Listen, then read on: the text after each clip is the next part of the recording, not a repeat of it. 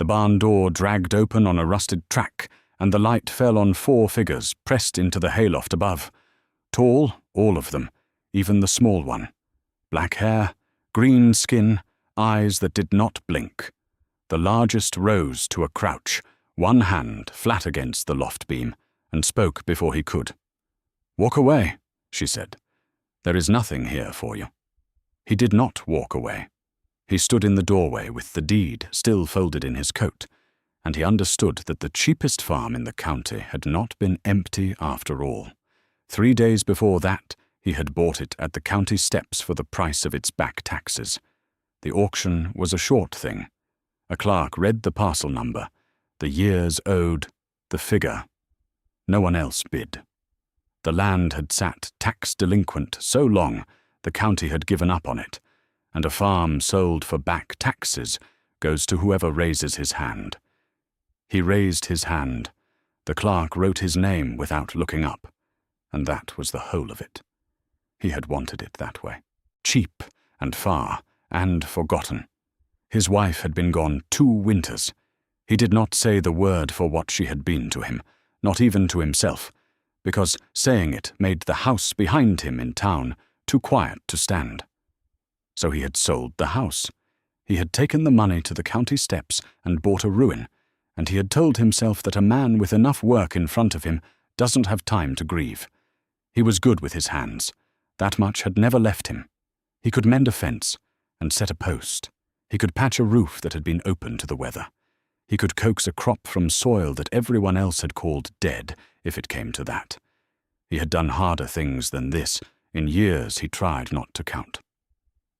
The farm met him the way he expected. A lane choked with brush, fences gone to slant and gap, a house with a sagging porch and a well with a frayed rope. Past it all, the barn, leaning a little, its high gable door hanging crooked on one hinge. He had walked the fields first, then the house. He left the barn for last, the way a man leaves the heaviest thing for when his arms are warm. When he finally hauled the door back, he heard them before he saw them. A small sound up in the dark, the shift of weight on old boards, hay sifting down through a seam of light. He looked up, and 4 faces looked back. He did not reach for anything. He had nothing to reach for, and they could see that. This land was abandoned, he said. His voice came out level. Not a threat. A fact. It was not, the largest one answered. Not by us. For a long moment, no one moved. The dust hung in the gold light between them. He counted 4. The smallest could not have been more than a child, gripping the elbow of the one beside her, watching him with the unblinking patience of something that had learned to wait. He looked at the hay door above their heads, the one good high opening, the only way down that was not past him. He looked at the deed in his coat. He thought of the empty house he had sold, and the quiet he had paid to escape. Then he stepped back from the doorway and let the light in. "You can come down," he said. "Or you can stay up there. I have a roof to look at either way." None of them came down, but the largest one watched him cross the yard, and something in her face was not quite trust. Not yet. Only the first small surprise of a door left open. In the last of the light, he walked the land, the way a man walks a wound, slow, touching the worst of it. The fences came first. Whoever had built them once, and never again. The rails had slipped their posts. Some posts had rotted at the ground and leaned until the whole line sagged toward the field. Stake and rider work, the old kind, gone soft.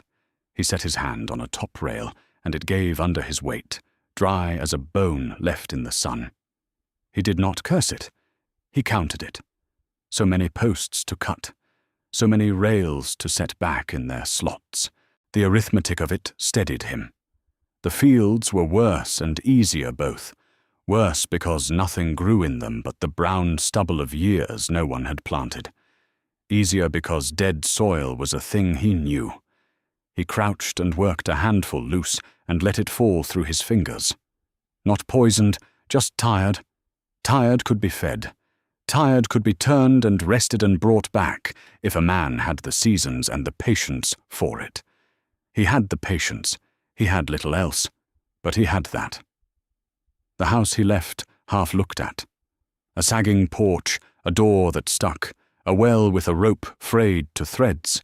He would not trust that rope with a full bucket. He made the note and moved on. The barn he came back to last, as he had before. He did not go in. He stood in the yard with his hands loose at his sides and looked at the high gable door hanging crooked on its one hinge, and he thought about the 4 faces in the dark above it. He could fix the roof. He could see from the yard where it had opened to the weather, a long seam of grey sky showing through the shingles. He could patch it board by board. He could split a winter's wood from the dead timber in the lane. He could do all of it with his own 2 hands, the way he had done harder things. What he could not do was make 4 strangers come down out of his hayloft. So he did not try. He built a small fire in the yard instead, well clear of the barn, because hay and flame were a bad pair, and he knew it. He set a pot over the coals. When it was hot, he filled a tin bowl and carried it halfway to the barn, and set it down in the dirt, where the light from the open door would find it. Then he walked back to his fire and sat with his back to the wood pile and ate his own share and said nothing. He did not look up at the loft. He had learned, with horses and with grieving men, that a thing watched too closely will not move at all. For a long time, nothing happened. The fire ticked. An owl crossed the yard once on silent wings. The cold came down off the ridge the way it did out here, fast and without mercy, and he pulled his coat tighter and stayed where he was. Late, when the coals had gone low and red, he heard the soft give of a board overhead, a long pause, then the scrape of the tin bowl being drawn back into the dark. He did not turn around. He let out a slow breath and looked at the fire. Not trust. He knew better than that. A hungry thing will take food from a man it still means to run from. It was less than trust and more than nothing. It was the first small proof that the door he had left open had been seen. He banked the coals and lay down in the open bed of the wagon, his coat for a blanket, the dead farm dark around him, and the leaning barn darker still. Somewhere above the crooked gable door, 4 strangers waited out the night the same as he did. He slept badly. But he slept. That was something he had not done in town for a long time. She came down in the grey before sunrise, while he was setting the first new post. He heard the ladder boards take her weight, slow and even, and he kept his hands on the post. He did not turn. A man who spins around with a tool in his fist tells a frightened thing exactly what it feared. So he tamped the dirt and waited, and let her cross the yard to him in her own time. When he straightened, she was already close, and she was tall, taller than him by a head, all of it standing, and none of it leaning. The light was coming up behind the ridge, and it caught her black hair where it fell loose over her shoulders, and it caught the green of her skin and the flat, steady weight of her eyes. She stopped 2 paces off, close enough to reach him. She wanted him to know she could. "You did not run us out in the night," she said. Her voice was low and careful. Not a question. A thing she was turning over. "No," he said. "Why?" He looked at the post in the ground, then back at her. "Where would you go?" he said. It came out plain, not unkind. He had asked himself the same thing about himself more than once. Something moved behind her eyes, and then went still. "There are 4 of us," she said. "My sisters. The youngest is a child. We have walked a long way, and there is nowhere ahead of us that is safe. This barn was empty. The land was empty." Her chin lifted. "It was not yours when we found it." "It's mine now," he said. "Bought it for the back taxes 3 days ago." He let that sit. "But a deed doesn't put anybody out in the cold. That's a choice a man makes after." She studied him for a long moment, the way a person reads weather they do not trust. Behind her, at the foot of the ladder, the other three had gathered in the barn's mouth. Two near-grown, watchful, standing the way she stood, and between them the small one, gripping a sister's sleeve, peering around her hip at him with wide, unblinking eyes. The child was tall already, the way they all were, but a child still. She had hay in her hair, and she had not learned yet to hide what she felt, and what she felt was plain curiosity. He let his gaze pass over them once and come back to the eldest. He did not stare. He had counted what he needed to count. 4. A child among them. "I won't lie to you," he said. "I came out here to be alone. I sold everything I had to be alone." He set his boot to the next post and rocked it to feel the rot.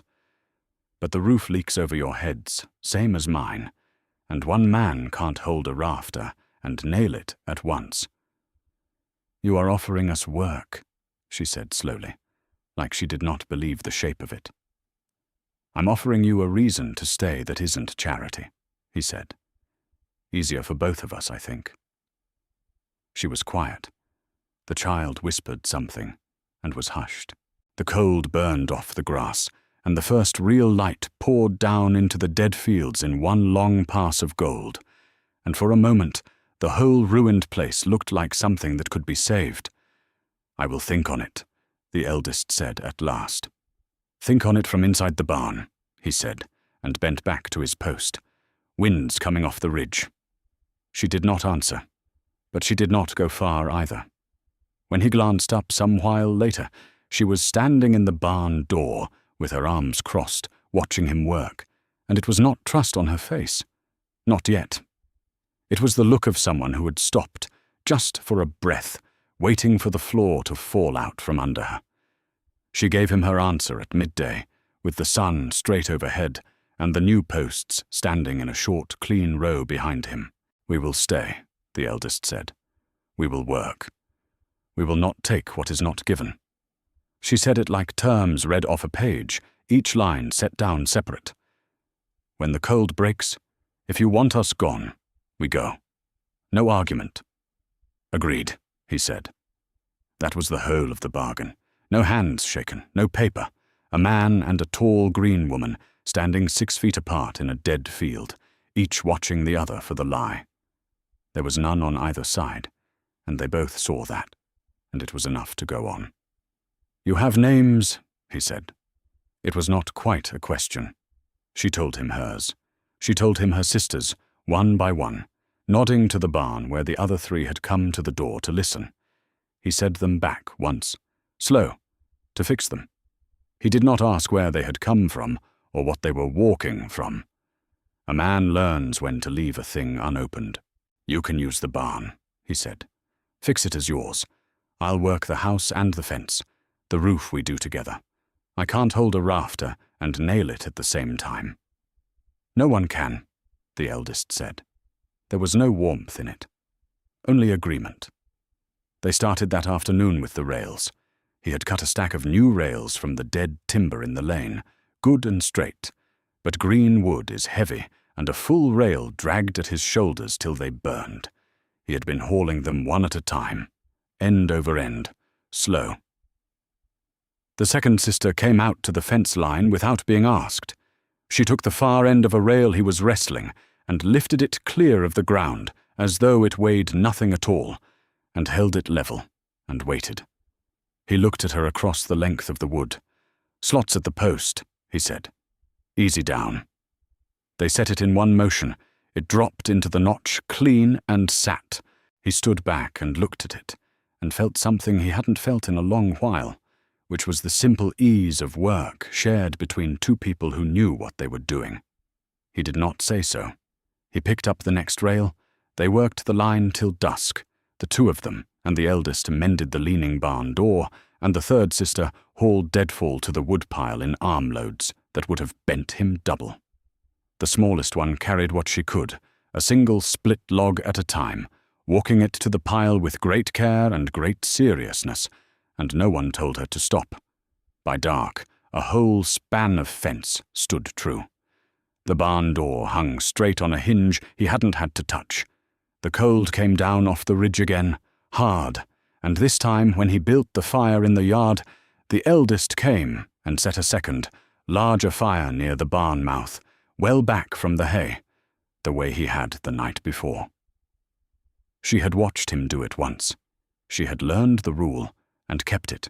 He marked that and said nothing. They did not eat together. He ate at his fire.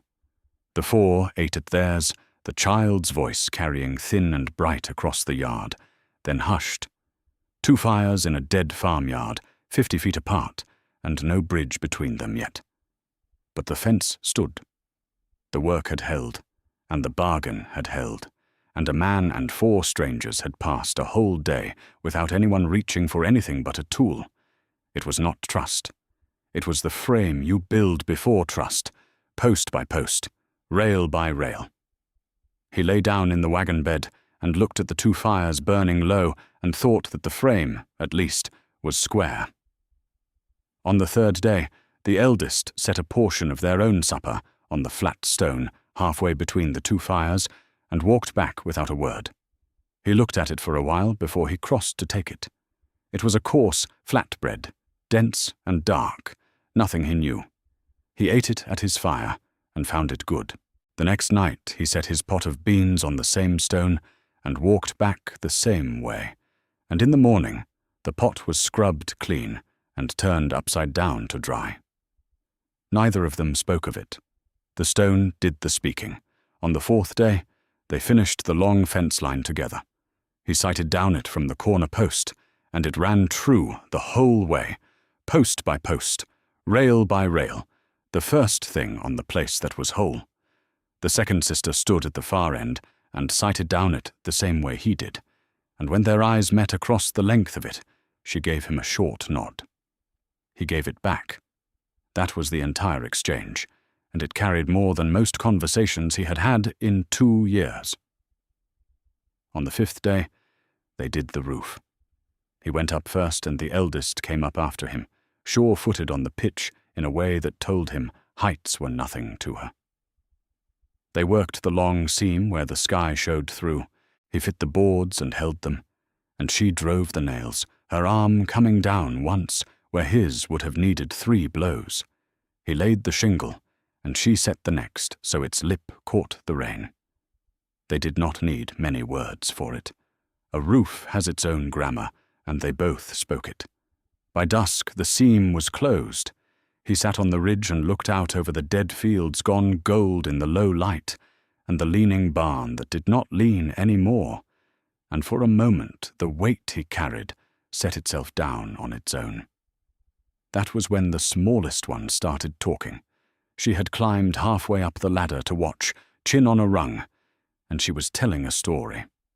It had no clear beginning, and it went in circles.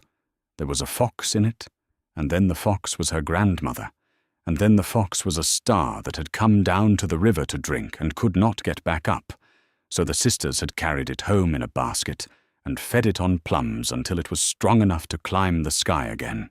She told it all in one breath, the way children do, certain of every word. "Is that true?" he said. He did not know why he asked. He had not meant to speak. The child considered him with great seriousness. "Some of it," she said. Up on the ridge, the eldest made a low sound he had not heard from her before. It took him a moment to understand it was something close to a laugh, or the memory of one. She did not correct the child. None of them ever corrected the child. He looked back out at the gold fields, so the smile would not show on his face, and he let it sit there anyway, where no one could see it. That night he built his fire, and they built theirs. But the fires were closer than they had been. No one had decided it out loud. The stone with the supper on it sat between, and the distance had simply narrowed, a foot at a time, over 5 days of work that held. It was not friendship yet. He knew the difference, but the bread had been shared, and the roof was closed over all their heads, and the child had told him a story she did not have to tell. It was the possibility of something. He banked his coals and let that be enough. That night there was only one fire. He had not planned it. He had built his in the usual place, and she had come and sat across the coals from him, and the others drifted over too until the two fires were one. No one named it. The cold pressed in off the ridge, and that was reason enough. The sisters slept one by one. The child went first, folded against the eldest's side, then the other two, until it was the two of them awake, and the low red coals and the wide dark. For a long time neither spoke. He had learned to be easy in a silence, and so he saw, had she. "You had a wife," she said finally. Not a question. She had read it off him the way she read weather. "2 winters back," he said. He turned a stick in the fire. "She got sick in the fall. By the spring she was gone." He had never said it that plain to anyone. "I kept the house a year. Couldn't stand the quiet of it. So I sold it and bought the cheapest thing the county had, far as I could get." She took that in and did not offer him the soft words people offered. She only nodded, like he had told her the depth of a well. "We had a mother," she said after a while, "and a place. Neither is left to us." She did not say how. He did not ask. He understood that some losses you carry without setting them down on a table for company. We walked. We kept walking. There was nowhere that wanted 4 of us. Her eyes moved to the sleeping child. "I told them we would find a roof before the worst cold. I did not know if it was true when I said it." "It's true now," he said. She looked at him across the coals for a long moment, and something in her face that had been braced since the first morning went quiet. Then she drew something from inside her coat. Small, dark, worn smooth. She held it to the firelight, and he saw it was a stone, river-rounded, a vein of pale running through the middle of it. She turned it once in her fingers, the way a person handles a thing that is fragile and important, though a stone is neither. "My mother carried this," she said, her mother before her. "It is the only thing we didn't lose." She held it a moment longer. Then she did a thing he didn't expect. She reached across the coals and set it in his open hand. It was warm from her body and heavier than it looked, the kind of weight a stone has after it has been underwater a long time. He did not know what to say, so he said nothing. He looked at the pale vein in the firelight, and then he gave it carefully back, the way she had handled it, with 2 fingers, lightly. "You keep that," he said. "But thank you for letting me hold it." She closed her hand around it and put it away. She did not smile, but the line of her shoulders eased, and she stayed sitting there as the coals went lower, neither of them needing to fill the quiet. He thought about his wife and felt the old ache, but it sat differently now. The grief had not gone anywhere. Grief did not go when you were ready, but for the first time in 2 winters, it was not the only thing in him. He banked the fire. The 4 of them slept close to its warmth, and he lay near, not among them and not apart, and looked up at the patched roof he could not see in the dark and knew was whole. It was not a family. The word was too small and too large at once for what this was. But it was no longer only him under that roof, and that, he understood, was the thing that had quietly changed. The days that followed found a rhythm, and the rhythm was work. They turned the dead fields a row at a time. He broke the crust with the plough, and the second sister walked behind, and broke the clods her own way, with her hands, kneeling, working the tired soil loose so it could breathe. They were not planting for a market. They were planting for the table, enough to carry 5 through a winter, the way a household feeds itself and no more. He showed them the depth for the seed, and they showed him they had done it before, somewhere in a life none of them spoke of. The eldest cut hay from the low meadow, and the sisters carried it up through the high gable door into the loft, armload on armload, and stacked it dry and tight the way it had to be stacked, or it would rot or worse. He had told them once, plain, that wet hay packed close could heat on its own and take a barn down in the night. After that, they spread each load to dry in the sun before any of it went up. They did not need telling twice. The child had work too. She gathered eggs from the 2 hens they had, and she named the hens, and the names changed daily, and no one kept up. On a clear, cold evening, they ate together for the first time, all 5 of them, at the table he had mended inside the house. He set the bowls out and went to sit on the floor by the hearth, leaving the chairs for them. He did not think about it. He just did it.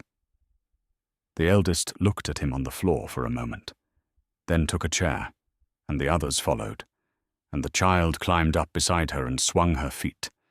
They ate the beans and the dark bread together, and the child told a story about the hens that could not possibly have been true, and the eldest made the low sound that was almost a laugh, and the warmth in the small room was a thing he could feel on his skin. It was not quite a family. The word was still too small for it. But it was 5 people under one whole roof eating from one pot, and a year ago he had eaten alone in a house he could not stand. Later he stepped out to bank the yard fire, and that was when he saw it. A light, far off, up on the ridge road that ran along the high edge of the land. It sat there a moment, the small, steady glow of a lantern on a wagon or a horse, and then it moved on east and was gone behind the rock. He stood in the cold and watched the place where it had been. It was nothing, maybe. Folk travelled the ridge road, but the farm had sat forgotten so long that no one had reason to look at it, and now a light had slowed on the high edge of it. And slowed was the word that stayed with him. He did not go back in right away. He looked at the dark fields they had planted, and the barn full of dry hay, and the window where the others sat in the firelight. And he felt the old needle at the back of the neck, the one that warns you when something has turned its eyes your way. He said nothing to them about it that night. There was no shape to it yet. Nothing to name. But he banked the coals slower than usual, and before he slept, he looked once more at the ridge, where the road ran on into a dark he could not see the end of. The world beyond the fence had not finished moving. The official came on a Tuesday, on a grey horse, with a satchel of papers and no weapon he could see. He was a thin man in a town coat, county ink on his cuffs, and he rode down the mended lane, looking at the new fence, the way a man looks at something that surprises him. He stopped a polite distance from the porch and did not get down right away. "You'd be the one who bought the Harlow parcel," the official said. "I'd be him," the farmer said. He did not reach for anything. He stood easy on his own porch with his hands where they could be seen. Behind him, in the house, he heard the small sounds go still. He did not turn to them. "Came to confirm the rolls," the official said. He opened the satchel on the saddle and drew out a folded sheet. "Sold at the tax steps. Back taxes paid in full. That part's clean." He paused. "It's the rest I'm out here about." "Say it plain," the farmer said. "There's word you've got orcs living on the place." The official said it flat, the way a clerk reads a line, neither for it nor against. "4 of them, the word says." "Word's right," the farmer said. 4. They work the land with me. They've broke no law I know of, and neither have I." The official looked past him at the straight fence and the closed barn roof and the turned fields, and something in his face moved and settled. He was a man counting, the farmer saw, weighing what was written against what was in front of him. "No law against who you keep on your own deeded ground," the official said at last. "Not that I'm here to enforce." He folded the sheet back into the satchel. "I'll mark the rolls correct, and that's my piece of it done." "Then we're square," the farmer said. "We're square." But he did not turn his horse, yet. He sat a moment, and when he spoke again, his voice had dropped the clerk's flatness. "I'll tell you something I don't have to. The complaint that sent me out here didn't come from the county. It came from a man. He's been asking after this parcel down at the steps. asking who paid the taxes on it and how much, asking it loud. He gathered his reins. Land that's worthless 1 week and asked after the next. You take my meaning? I take it, the farmer said. He'll likely come himself, the official said. Men like that always do. He turned the grey horse back up the lane. I was never the trouble, friend. I just keep the rolls. The farmer watched him ride out until the ridge took him. Inside, the eldest was standing back from the window where she could not be seen from the lane. She had heard all of it. She did not ask what it meant. She had walked too far and lost too much not to know the shape of a thing coming. A man wants the land, she said. Looks that way, he said, now that it's worth wanting again. She was quiet. The child peered up at the two of them, sensing the change in the room, and for once said nothing. You can still put us out, the eldest said. Not bitter. A fact laid on the table for him to pick up or leave. It would be simpler for you. His quarrel is with the land. We are the part that makes it harder. He thought about that. Then he shook his head, once. I didn't close that roof over 4 people to open the door the first time somebody loud came asking, he said. Let him come. It was not a brave speech, and he did not mean it as one. It was the plainest true thing in him, said out loud. She looked at him a long moment and did not argue, and that was its own kind of answer. He came himself, as the official had said, on a Thursday, with 2 riders at his back. The farmer was at the fence when he saw the dust on the ridge road. He set down his hammer and walked to the front of the yard and waited, hands loose, the way he had waited for everything else that had come down that lane. The man who reined up was well-dressed and well-fed, the kind of soft that comes from paying others to do the hard part.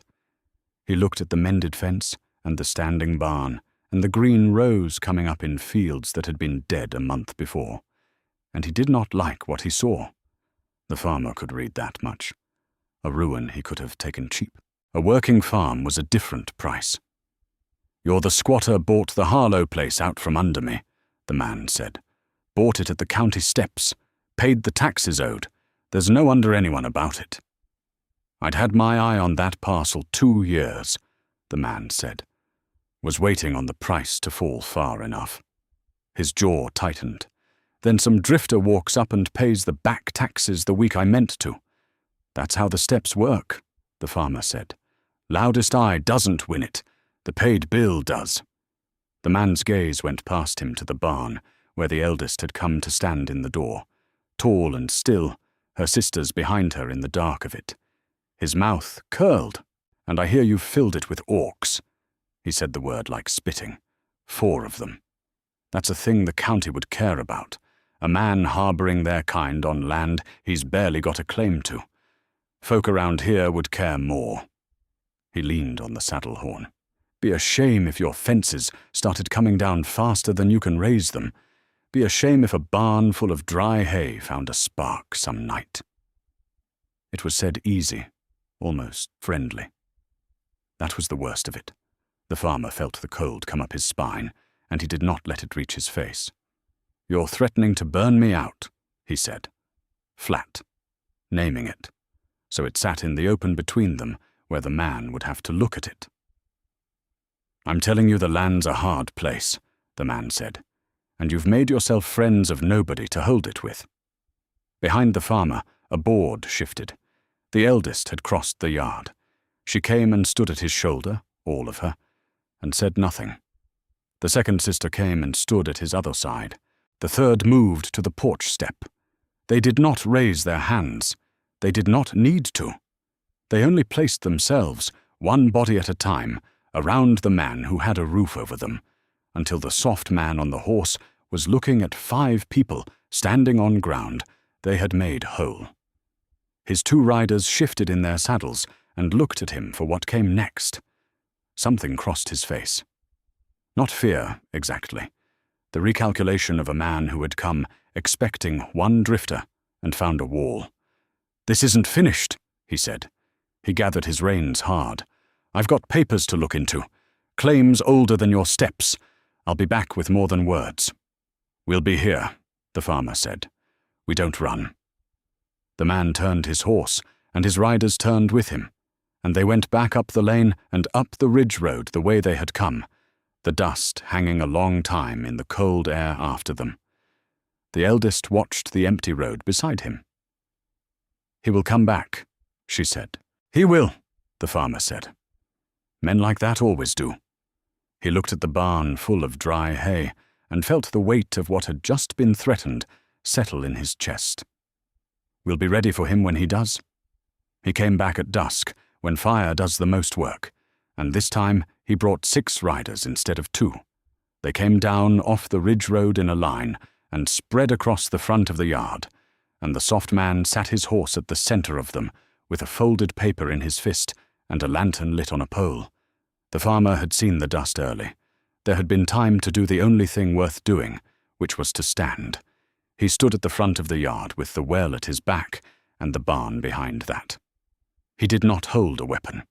A weapon was an answer to a question he did not want to ask tonight. "I told you I'd be back with more than words," the man called. He shook the paper. "Filed claim. Older deed than your tax sale. The county'll sort it slow, but tonight I'm taking what's mine, and the orcs go off it first." "That paper means a courthouse," the farmer said.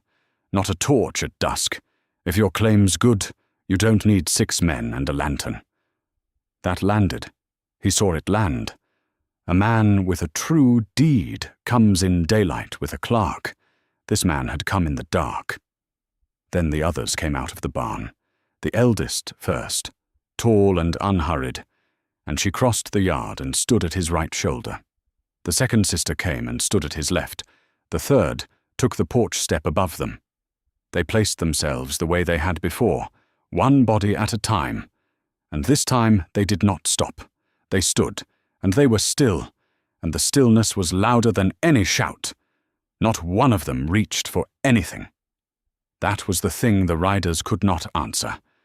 There was nothing to fight, only people standing on their own ground in the falling dark, refusing to move. The soft man's horse shifted under him. He looked at the 4 sisters and the man among them, and he counted. The farmer watched him do it. He counted the cost of a thing started here that could not be taken back, against a deed that might or might not hold in a court. He counted his 6 riders, who had come for an easy burning, and now sat looking at a wall of still figures, no longer sure. One of the riders let his hand fall slack from his coat. Then another. The line of them lost its shape. And up on the ridge road, at the high, dark edge of the land, something moved. A shape, and then more than one, gathered at the rim where the road ran in. Tall shapes, still as the sisters were still, watching down into the yard. The soft man saw them too. He could not have said what they were in the dark, only that the count had changed, and not in his favor. Something crossed his face, not fear exactly, but the recognition that this was a different kind of ground than he had ridden onto, the kind a man does not walk off the same way he came. He sat with it a long moment. Then he folded the paper away. "This goes to the county," he said. His voice had lost its ease. "Not like this, the county. That's the right place for it," the farmer said. "Bring your deed there. We'll bring ours." The man pulled his reins. The riders turned with him, glad to turn, and the line of them went back up the ridge road, and whatever had gathered at the high edge let them pass and did not follow. The yard was quiet. No one had raised a hand. No spark had touched the hay. The eldest let out a breath beside him. "They came down off the ridge for us," she said, looking up at the empty rim. "Our own. We did not know any were left to come." "Then you're not as alone as you thought," the farmer said. "Neither of us is."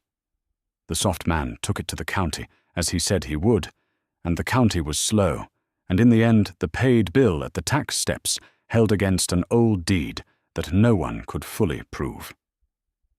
Word came back up the ridge road on a clerk's paper. The land was his, free and clean. He read it once, and set it on the table and went back to work, because the work did not stop for paper either way. The season turned the way seasons do out here, not all at once. The cold broke a little at a time. Then one morning there was green standing in the fields that had been dead the month he bought them, real rows, ankle-high and climbing. He stood at the corner post and looked down the long fence that ran true the whole way. And it held. The barn roof was sound over the dry hay. The well had a new rope. Board by board and post by post, the ruin had been made into a place a person could live. He had not done it alone. That was the part that still sat strange in him, in a good way, like a room you forgot you had. By high summer, the work had a shape to it that no one had to be told. The sisters knew the land now as well as he did. The second one walked the fence line each morning the way he did, looking for the rail that had slipped. The third had a hand with the hens, and the small garden by the house. The eldest worked beside him in the field, and did not need to be asked for anything, and they passed whole afternoons in the kind of companionable quiet that does not need filling. The child grew.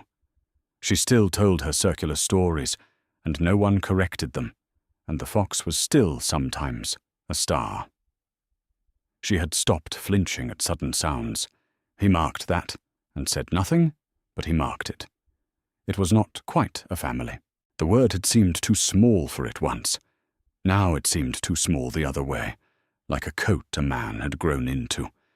There was no single word for 5 people who had been given to each other by hard roads and a cheap deed, and he had stopped looking for one. One evening the eldest came and sat by his fire, the way she had the night of the one fire, and held out her hand. The stone lay in her palm, dark and river-smooth, the pale vein running through it. "My mother carried this for the place we lost," she said. "I have carried it for the place we did not have." She looked out at the green fields and the standing barn. "I think it can stop being a thing carried now." She pressed it into his hand and closed his fingers over it, and this time she didn't take it back. He held it for a long moment. It was warm and heavier than it looked, the kind of weight a stone has after it has been under water a long time and finally set down on dry ground. He understood what she was giving him and what she was saying about all of them, and he did not have words equal to it. So he did the thing he did best. He walked to the corner post of the fence they had built, and he set the stone into the ground at its foot, pressed deep where it would stay. A marker. Not for grief anymore, for the thing that had been built on top of it. He came back to the fire and sat down among them, not apart and not at the edge, just among them, and watched the light go gold over the fields they had brought back from the dead. By the end of summer, the farm did not look like the cheapest in the county anymore. The fields came in heavy. They cut and stacked and put up what would carry 5 through the winter, and then some, the way a household does when it means to stay. The hayloft was full again, dry and tight. The loose hay spread in the sun before any of it went up. The rule kept without anyone saying it. The fence ran true around the whole of it. The barn stood square. A man could stand at the gate now and not see a single broken thing. In the evenings they ate at the table inside, all of them. The chairs full and the floor no longer needed. He had given up the floor a long time ago. The child had her own seat now, and an opinion about which seat it was. The hens had survived their many names. The fire in the yard was one fire, and had been for a long time. He woke each morning before the sun, and lay a moment in the quiet, and listened to the house breathe around him, 4 sleepers and himself, and the quiet did not hurt the way it used to. Some things changed slow, and he had stopped expecting them to. This one had changed all the same. One evening he and the eldest stood at the corner post where the stone was set in the ground, and watched the light pour down into the valley in one long gold wave, the way it did out here at the end of a good day. You ever think about the ones up on the ridge, he said, the night they came? Every day, she said. They did not come down. They watched, and they let it be enough, and they went back to wherever they have been keeping themselves. She was quiet a moment. There are more of us out there than I let myself believe. Somewhere, holding on the way we held on. They know where you are now, he said. They do? She looked up at the dark line of the ridge road, where it ran on past the high edge of the land and into country he had never seen. Someday some of them may come down that road for more than watching, hungry maybe, hunted, the way we were. He thought about that. He looked at the full barn and the strong fence and the heavy fields, and at the four of them who had been strangers in his hayloft a season ago. He thought about the man he had been the day he bought this place, who had paid everything he had to be left alone, and how wrong that man had been about what he needed. Then we'll have a roof for them, he said. We've gotten good at making room, and there's land past the south fence we haven't touched yet. She looked at him then, the long, steady look from the first morning, except that the bracing was gone out of it. You would do it again, she said. All of it. For strangers. I did it once, and it turned out to be the best thing I ever built, he said. A man doesn't argue with that. She did not answer. She did not need to. They stood at the fence a while longer as the gold went out of the sky, and far off the ridge road ran on into the dark, empty tonight, but a road all the same, and roads carry what they carry. The world beyond the fence had not finished moving, but here, inside it, the work had held, and the people had held, and that was enough to sleep on. Did you enjoy the story? Subscribe to the channel to watch more stories like this one. Leave a like. It helps the channel a lot. And drop a comment down below. I always read them and use your feedback to make our content better.